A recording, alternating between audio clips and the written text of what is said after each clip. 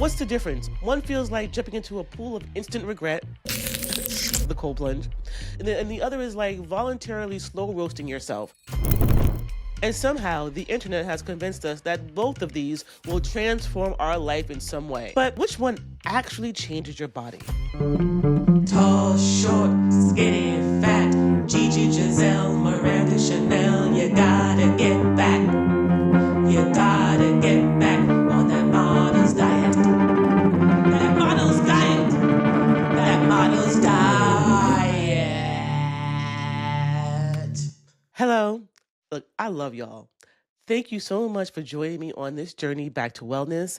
I'm Nina Daniels, and this is Models Diet Podcast, your go-to source for the latest and most intriguing trends in self-care. Before we go any further, if you are loving Models Diet Podcast, please go ahead and subscribe, like, and comment. We'd love to hear from you, and it really helps us grow the show. Today, we are talking about something very familiar to our Models Diet Podcast audience and something you've seen all over social media, TikTok, YouTube. It has become a big phenomenon, and that is cold plunges and saunas, whether it be traditional or infrared. What's the difference? One feels like jumping into a pool of instant regret, the cold plunge, and the other is like voluntarily slow roasting yourself. And somehow the internet has convinced us that both of these will transform our life in some way. Now, we've done episodes on contrast therapy, cold plunging, saunas, which we will link it below, and we will also put one right here. We can click on it. But which one actually changes your body? And did you know the benefits could be determined by your blood type? Yeah, listen, your blood type will tell you which one, whether it be the sauna or the cold plunge, is more beneficial to your body. And is this a model it or a bottle it? And which one, if not both, are model it or bottle it? You know how on Models Diet Podcast, we love to determine which one is long lasting, beneficial, not for today, not just trending today, but forever. So let's go ahead and let's find out. Cold plunging. Let's start with cold plunging because the idea of voluntarily suffering in ice cold water probably needs some type of explanation. And if you have followed me on Instagram at The Nina Daniels, or you've seen some of our episodes of Models Diet on YouTube, you know that cold plunging is my jam. And I will say this repeatedly. If anyone would have told me that I would be cold plunging, look, here's proof. I'm going to show you right now. I actually did this. I hate the cold. Absolutely abhor it. But boy, did I do it. So what is cold plunging? Cold plunging involves immersing yourself in water around 15 degrees Fahrenheit for about 2 to 7 minutes. The temperature to you might not sound so bad, but you realize the brutality of it when you are actually in it. When I step into the water, I can't take my time. I suggest don't do that. When I first started, I tried to put my ankles in first, and literally all I could do is stand there with my ankles in. I tried to squat in, and I immediately got out. I couldn't do it. The next time I tried, I went in really, really slow and just couldn't do it. The third time I did it, I just dove in immediately. Just got in, just didn't even think about it. You can't think about it. That's the thing. I just got my body in, just went feet, butt, legs, head, right on in. I just hopped in. It's like jumping in the pool. You tip your toe into a kind of chilly pool. You really like, but when you jump in, it's fine. You do a cannonball in there, you're just okay.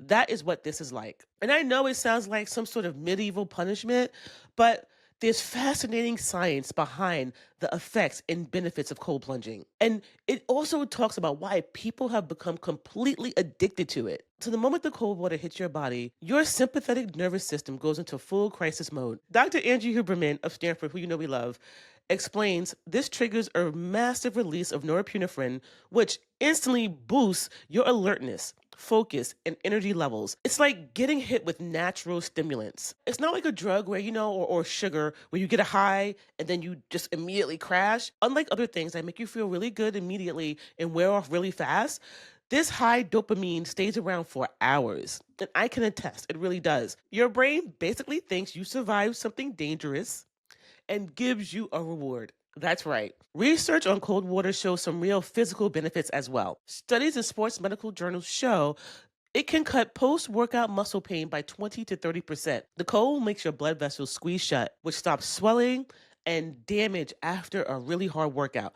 And I have to attest, the recovery, it's not that you don't feel pain or soreness, but your recovery from it is much, much faster. There's also proof that doing cold exposure regularly wakes up brown fat. And we talked about brown fat before. You guys remember? And I wasn't talking about the fat in my body, I'm talking about brown fat. When you watch some of the other episodes, we do refer to and talk more about brown fat. It's a special kind of fat that burns calories to make heat. Your body basically burns through energy trying to warm up, even after you get out of the cold water. And I have noticed this. Like I said, I've done it before, and I can attest that this actually happens. Regular cold plunging also seems to be an indication of how you handle stress too. And it's really interesting because growing up, I was a crybaby. Not a weak crybaby. I think some people think that if you cry or if you're emotional, you're weak. No, I was like the opposite. I was like, there is this TikTok of two little kids, and one of them starts like pushes the table, like they're trying to play a game, and one of the kids is being like, a real asshole and pushes the table. And then the other kid not only gets angry, you just see the kid starts to get really, really angry because at first the kid's trying to play nicely, but then all of a sudden the kid just says, knocks the whole table over. Yeah, that can be me. No lie. I could be like super, super calm, super, super handle stress really, really, really, really, really well.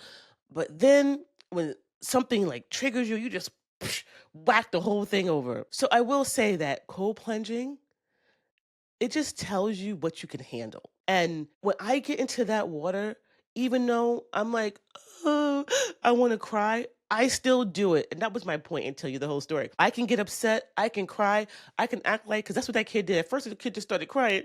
"Ah," and then all of a sudden, he just dumped the whole table over. So that's me. I will cry, but I will push through while the tears are coming down. As a D1 athlete, I can attest when I was doing the heptathlon, that 800 meters used to kill me.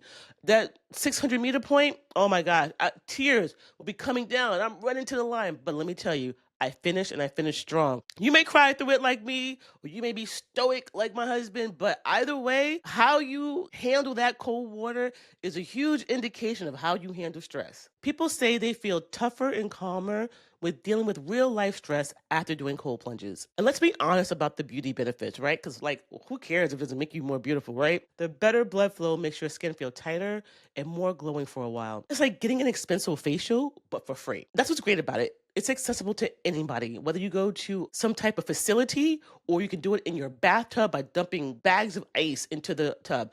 Either way, it works. So, here on Miles Diet Podcast, we have to discuss both sides of the coin, the pros and the cons. The cold plunging has some important warnings. It puts a lot of stress on your body, which we just said it's the opposite, right? If you're already stressed out, not sleeping well, or not eating enough, cold plunges might actually make you feel worse by raising your stress hormones even more.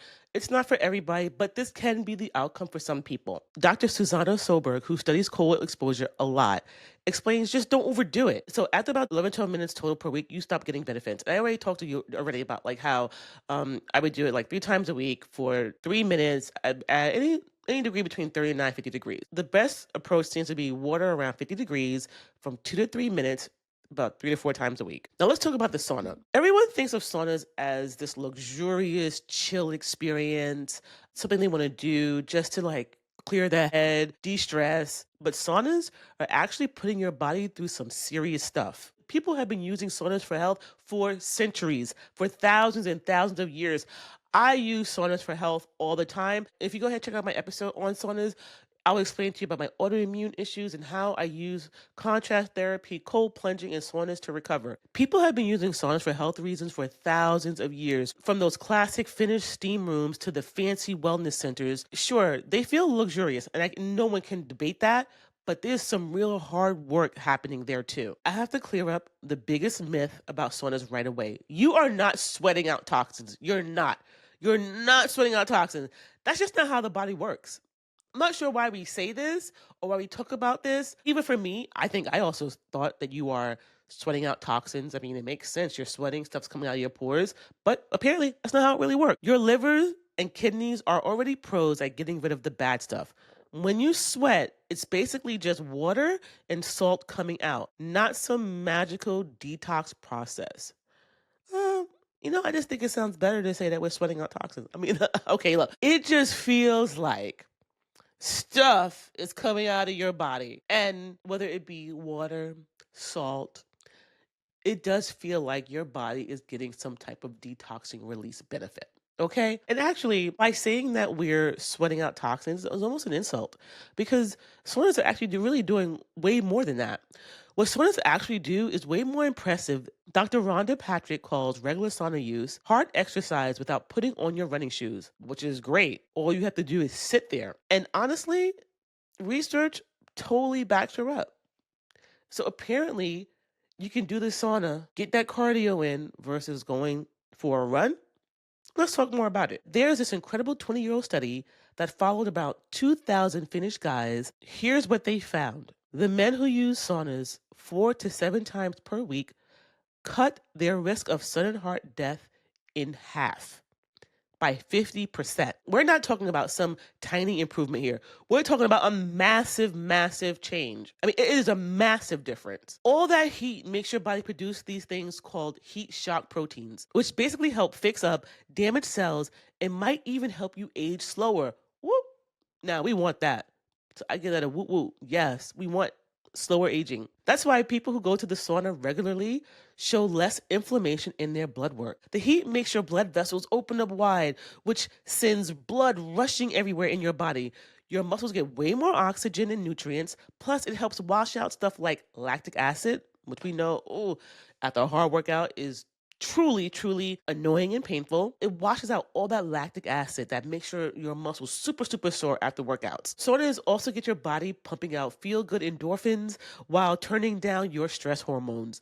That's why you feel so calm and happy afterward. I just feel like, oh, relax with my robe on and with some tea, at a spa. I love that feeling. Absolutely love it. It's like your body's own anxiety medication. And of course, the beauty benefits. All that extra blood flow does make your skin look fuller and more radiant for a while. It's basically getting an expensive facial from the inside. And you know, at Models Diet, we love to talk about healing and getting healthy from the inside out. So this really aligns with some of the things that we've been discussing. Reality check, saunas are not these magic fat burning chambers.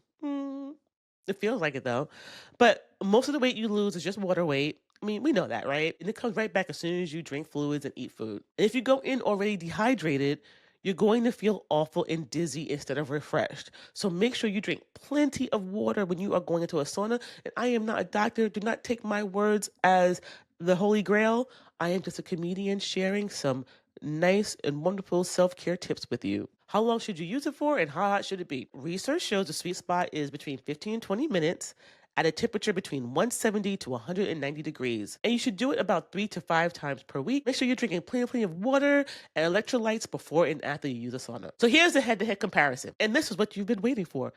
Cold plunge or sauna. So if you only have time for one of these wonderful benefits, which one should you choose? As we mentioned before, they work in completely different ways and offer distinct benefits. Cold plunges are stimulating. They activate your nervous system. They're like completely different tools that do two totally different jobs. It's basically nature's version of an energy drink. And saunas are the complete opposite. They're all about helping you recover. They're not trying to shock you into anything. They dial down inflammation, are amazing for your heart, and they seem to help people live longer. Wait a minute. Do we need to go any further? Help me live longer? Who's not going to choose that? But we'll see. So, if you're trying to be more productive, think clearer, and have more energy and burn more fat, cold plunging is your best move. And this sounds so opposite. You don't think cold plunging and burning anything because it's so cold. But that's how it is. But if you're worried about recovering from workouts, dealing with inflammation, keeping your heart healthy, or just feeling better as you get older, saunas are probably the way to go. This all makes me think that contrast therapy is the bomb. And it's linked down. You should go check out that episode because that might be the best of both worlds. Dr. Huberman is totally team cold plunge for that instant performance boost and staying alert, while researchers like Dr. Loughlin are more about saunas for long-term health stuff and living longer. But there's this thing called contrast therapy, which I already talked about, where you do both at the same time. This is what I'm saying. I think that's the holy grail. Okay, Dr. Susanna Solberg says to start with the sauna to open up your blood vessels and then jump into the cold plunge to shut them down again, right?